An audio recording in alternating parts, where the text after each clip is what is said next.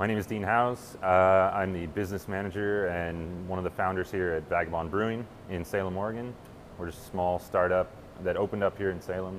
There's 4 of us that own the place: Ryan, James, Alvin, and myself. We all served together in the Marines, decided to do this. After craft beer, our big passion is travel and adventure. Anytime we get a chance, we kind of just take off and go see a different part of the world as cheaply as possible, so we kind of bum it around, and kind of ties in. Vagabond thing just seemed like a good fit for us. It took about 3 years. Got it off the ground, got our funding together, got everything put together, organized, and now we've been open 3 months. So as far as funding goes, we settled on a smaller 7-ish barrel size system. We knew we wanted a tap room because that's where your best margins are, by the pint. Once we had that sorted out, we went looking at loan programs, county, state, federal, veteran programs, SBA programs. And while we were going through that, we decided, why not do a Kickstarter? We kind of kicked that off, and it went really well. I think we just got really lucky with our networks and how much work we put into it. People get the wrong impression of crowdfunding, and they think that it's free money. You throw up a project, and the money rolls in for whatever it is you're looking to do. It was probably one of the busiest 30 days we've ever had. Constantly pushing the project, going out to hat in hand to everybody we know, saying, hey, can you share this? It was a lot of work, but clearly it paid off. We made almost $28,000 in 30 days. It kind of gives you a nice boost if you can leverage it, as with any chunk of money.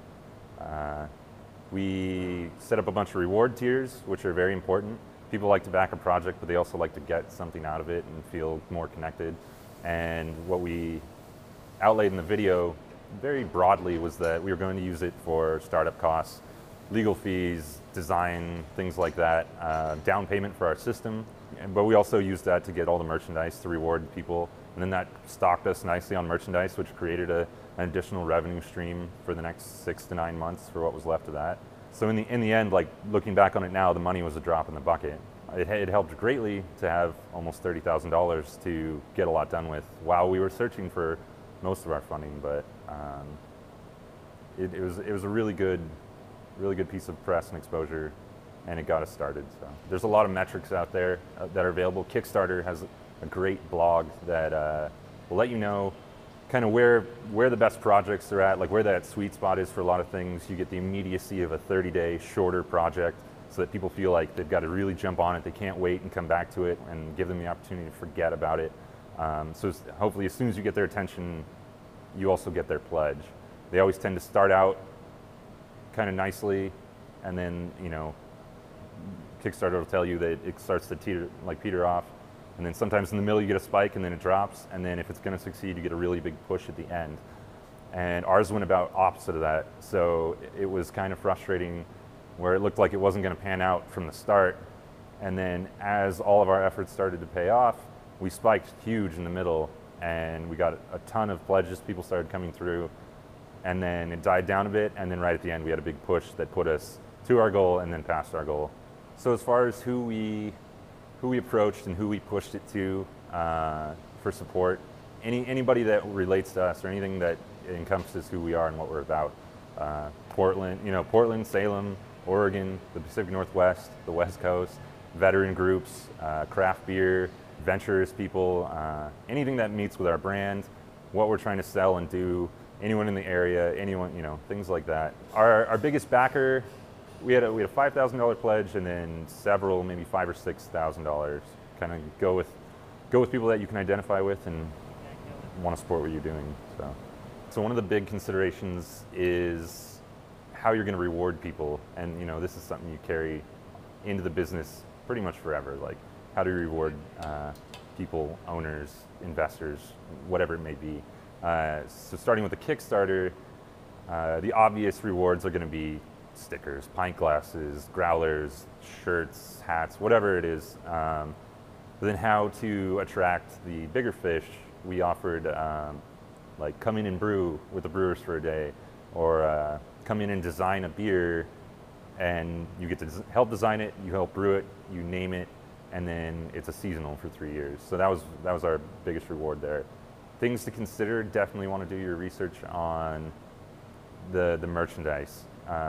Typically things like getting hooded sweatshirts made are probably the best example, where if you use a program like Indiegogo, where it's flex funding, where you just get whatever gets pledged by the end of it instead of an all or nothing model, you can end up in a bad place, where if you're pledging things like sweatshirts and 3 people pledge that tier and you only make like $5,000 in the end, you got to look at what a minimum run of sweatshirts costs, because that'll pretty well eat your entire campaign. And you got to add up those sorts of things. You know, it's easier with a Kickstarter, because you know that if you make it, you make it. If you don't have to worry about it. And if you make it, you should already know about what you're looking at paying out. Things like postage are huge. If you're going to be shipping internationally, we ship to 6 continents for backers. That stuff gets expensive, and if you're not really paying attention to that, you just kind of look at the domestic average, and you go, okay, well, if we get 50 of these, here's what it's going to cost, and then suddenly you're sending a t-shirt and a pint glass for $100 somewhere.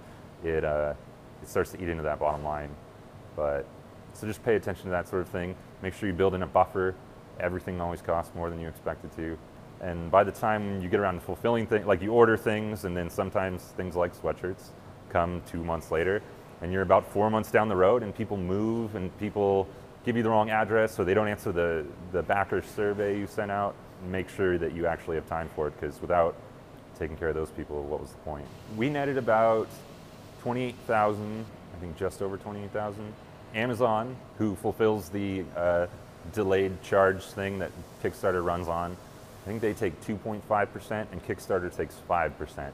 You know, we kicked out a bit of cash for that, and then ordering all the merchandise and rewards and all of that. So we ended up with about 23 or something, 23.5, and then bought all the merchandise and rewards. So we had a nice chunk of change. It wasn't like $28,000, but it wasn't nothing. It did get us far. We used it, like I said, on some things like architectural design, a lot of boring paperwork things that are very intangible and frustrating, but it got us to where we could get to the point where we could start ordering the system, putting down deposits on things, ordering kegs, materials, et cetera, et cetera.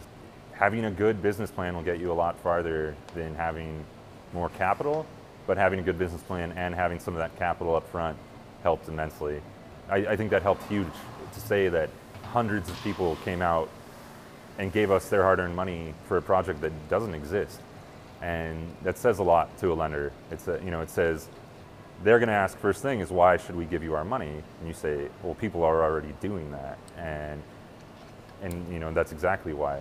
And so we showed them that. We showed them the cash and everything we'd already put together, our other collateral, things like that, and used those federal programs, and were able to get the money we needed. So it worked out very nicely. So it kind of all ties together. It can be very frustrating and time-consuming, and people will most likely tell you to take a hike, but if you're persistent, you've got a good project, just keep going for it.